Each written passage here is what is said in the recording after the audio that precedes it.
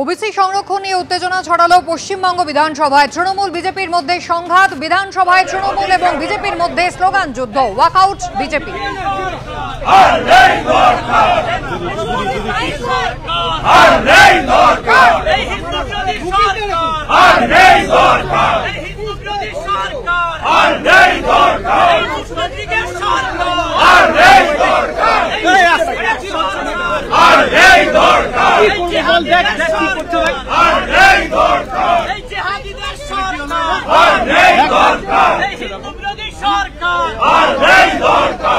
উজ্জ্বল মুখোপাধ্যায় আমাদের প্রতিনিধি রয়েছেন টেলিফোন লাইনে। উজ্জ্বল, কি নিয়ে এই বাদানুবাদ, কি কারণে ওয়াকআউট বিজেপি বিধায়কদের?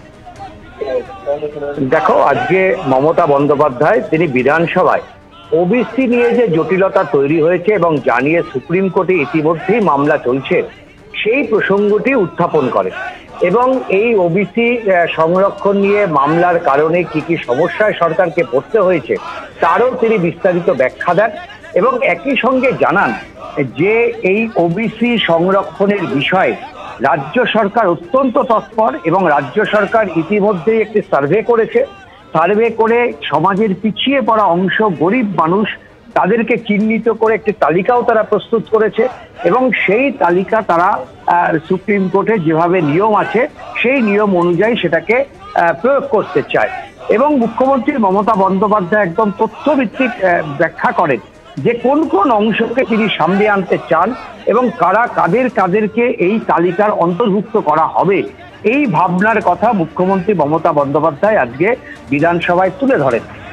যখন তিনি এই বক্তব্য রাখছিলেন সেই সময় বিধানসভায় বিজেপির বিধায়ক উপস্থিত ছিলেন বিরোধী দলনেতা শুভেন্দু অধিকারী। মমতা বন্দ্যোপাধ্যায় প্রায় 12-15 মিনিট বলার পর শুভেন্দু অধিকারীও হাত তোলেন বলার জন্য, কিন্তু দেখা যায় যে অধ্যক্ষ তাকে বলার অনুমতি দেন না এবং এরপরই প্রথম হাফের সভা শেষ হয়ে যায় এবং সভা থেকে সবাই বেরিয়ে যান।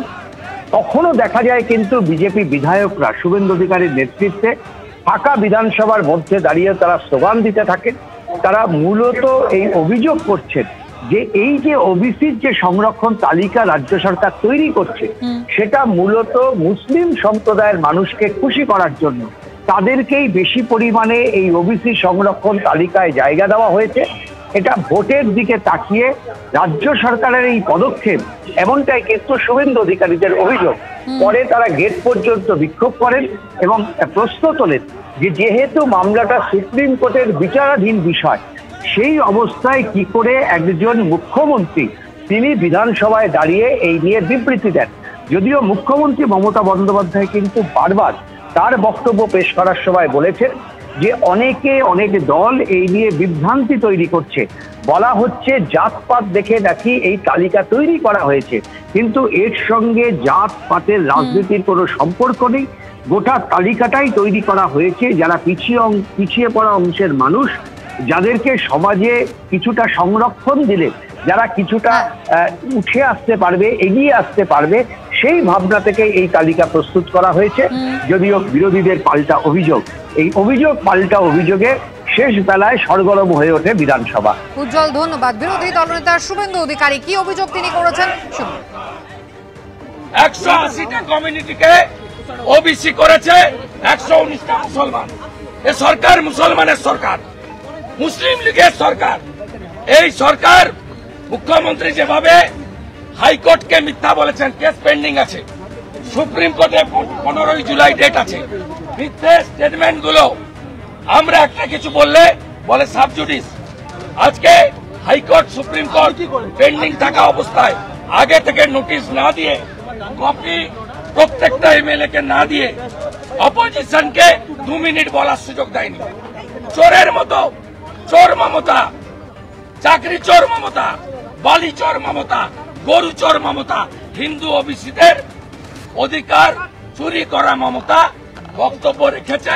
কেউ জানে না, কোন নোটিশ নেই, বলেছে আকারে পা ছুটে পালিয়েছে। আমরা ছাড়বো না, এখানে লড়াই হবে, আইনি লড়াই হবে, হিন্দু ওবিসি অধিকার রক্ষার লড়াই রাস্তাতে হবে।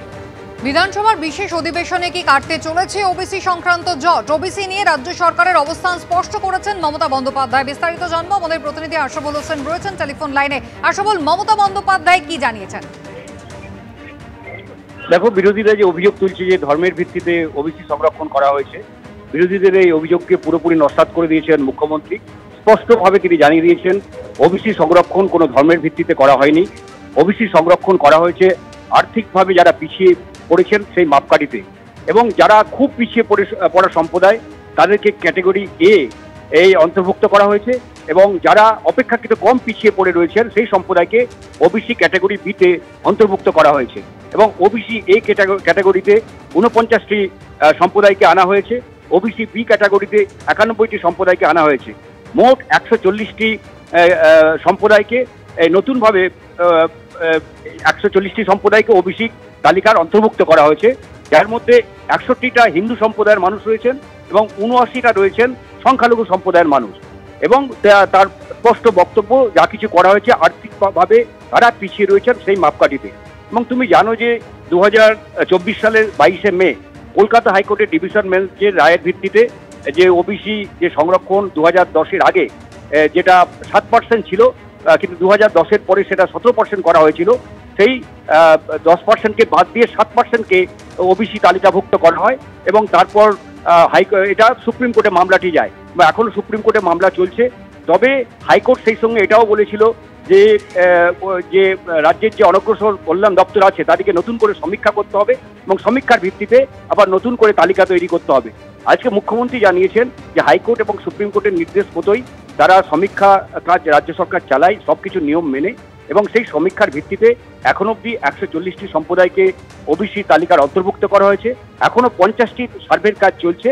সেই সার্ভের কাজ চলার পর কারা নতুন করে অন্তর্ভুক্ত হবেন কি হবেন না সে ব্যাপারে রাজ্য সরকার সিদ্ধান্ত নেবে। এবং সেই সঙ্গে এটা বলে রাখি যে এই ওবিসি বা অনগ্রসর এর এই জটে কিন্তু রাজ্যের বিভিন্ন স্কুল, কলেজ, বিশ্ববিদ্যালয়ে ভর্তি প্রক্রিয়া বন্ধ ছিল, এবং বিভিন্ন সরকারি চাকরি, রাজ্য সরকারি চাকরি, সেখানেও নিয়োগ প্রক্রিয়া স্থগিত ছিল। ফলে আজকে মমতা বন্দ্যোপাধ্যায় এই যে নতুন করে যে সংরক্ষণ তালিকা বিধানসভায় পেশ করেছেন, তারপরে এই নিয়োগ জটিলতা, এই শিক্ষাক্ষেত্রে ভর্তি হওয়ার প্রক্রিয়া, সেই প্রক্রিয়াটা নতুন করে চালু হয়ে যাবে। ফলে সেই জটটা অবশেষে কাটলো।